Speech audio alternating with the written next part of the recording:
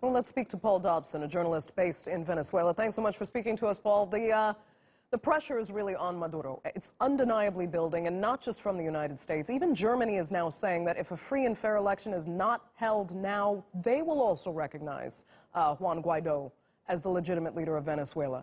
What should the government do now in response, because the status quo is simply not sustainable? Well, the government have many feet to stand on still. The armed forces in Venezuela are continually backing them. They have a large amount of the population which support them here in Venezuela. Some very key international allies, China, Russia, and a few others.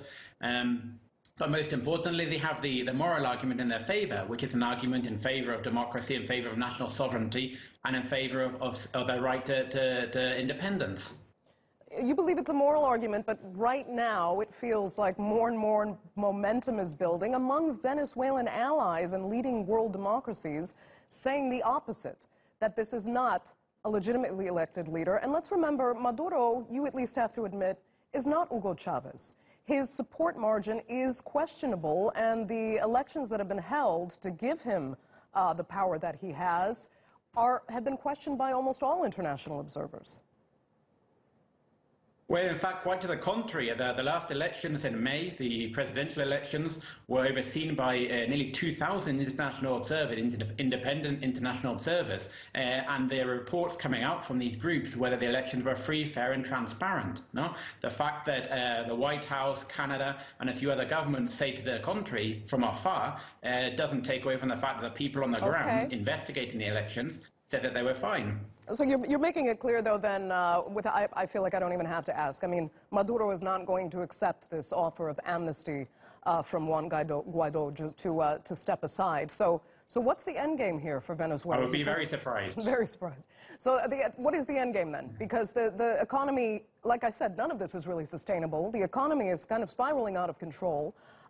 It can't go on like this.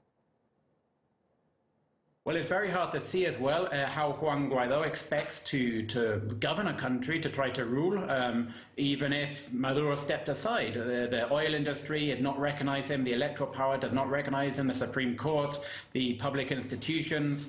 It's very hard to see how he expects to be able to set up a government in these conditions. Well, why not just hold an election then? There is an argument for this, but he doesn't actually have the power at the moment to convene an election. And yesterday, the Electoral Authority, which is an independent power of state in Venezuela, does not follow any political band, said that they are on the side of the Constitution and of legality, which at the moment would indicate that they would not be in favor of calling another election. Okay, Paul Dobson, very unfortunately, we're going to have to leave it there. Thank you so much for joining us.